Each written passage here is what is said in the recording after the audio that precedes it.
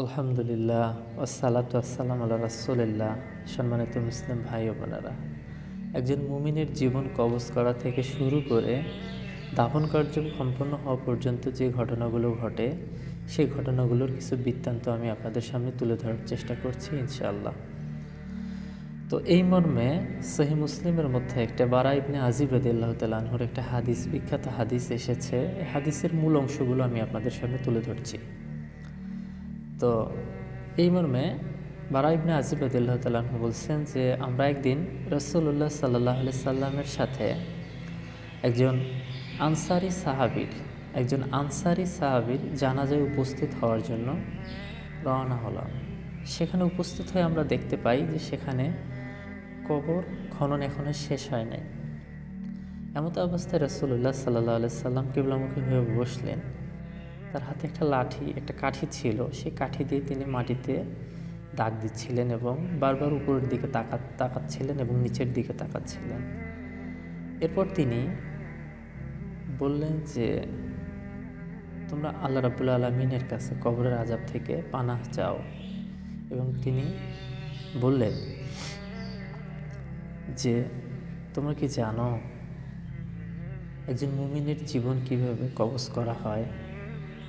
এরপর তিনি বললেন যে যখন মুমিনের জীবন কবজ করা হয় তখন আসমান থেকে একদল ফেরেশতা নিয়োগ হয়। তারা জমিনে নেমে এসে ওই মুমিন বান্দার কাছে গিয়ে উপস্থিত হয়। সেই মুমিন বান্দা সে দেখতে পায় তার চোখের দৃষ্টি সীমানাটা যত দূর, সেই দৃষ্টির সীমানা বরাবর অনেক ফেরেশতা বসে থাকে। এরপর মালাকুল মউত অর্থাৎ মৃত্যুর ফেরেশতা, আমরা যাকে আজরাইল নামে জানি, তিনি এসে মুমিন বান্দার মাথার কাছে এসে বসেন। এরপর তিনি বলেন, হে পবিত্র আত্মা, আল্লাহ রাব্বুল আলামিনের সন্তুষ্টির উদ্দেশ্যে বের হয়ে আসো। তখন ওই মুমিন বান্দার আত্মাটা খুব আস্তে, খুব সহজে এমনভাবে বেরিয়ে আসে তার দেহ থেকে যেমনভাবে কলস থেকে পানি বেরিয়ে আসে। এরপর তিনি ওই আত্মাটি নিয়ে এই সকল ফেরেশতার হাতে দিয়ে দেয়। এই সকল ফেরেশতার কাছে থাকে জান্নাতি পোশাক এবং সুগন্ধি। তারপর তারা জান্নাতি পোশাক এবং সুগন্ধি তাকে মাখিয়ে আসমানের দিকে নিয়ে যায়। আসমানের দিকে নিয়ে যাওয়ার পর তখন সেই মুমিনের আত্মাটা প্রথম আসমানের প্রহরী দেখে, তারপর দ্বিতীয় আসমানের প্রহরী দেখে, এভাবে প্রত্যেকে 7 আসমানের প্রহরী দেখে এবং বলে যে এই সুন্দর, এই পবিত্র আত্মাটা কার? তখন বলা হয় অমুকের পুত্র অমুকের।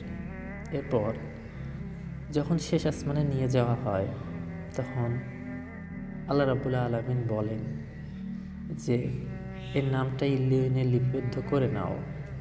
এরপর তাকে আবার জমিনে নিয়ে যাও, কারণ আমি তাকে মাটি থেকে সৃষ্টি করেছি, মাটিতে প্রবেশ করিয়ে দেব এবং একদিন মাটি থেকে আবার পুনর্জীবিত করব।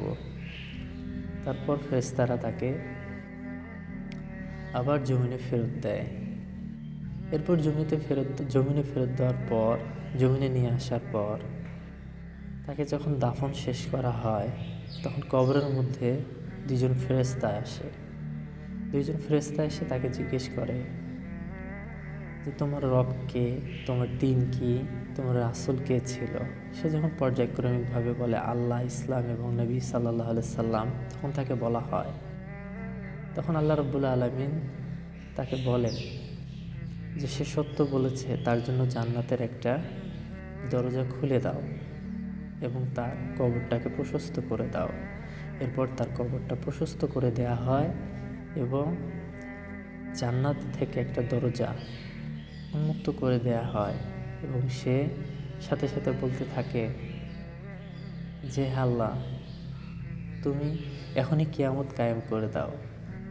আমি আমার পিতামাতার কাছে গিয়ে বলি যে আমি আমার নেক আমলের কারণে, নেক কাজের কারণে আমি আজকে জান্নাতে এসেছি।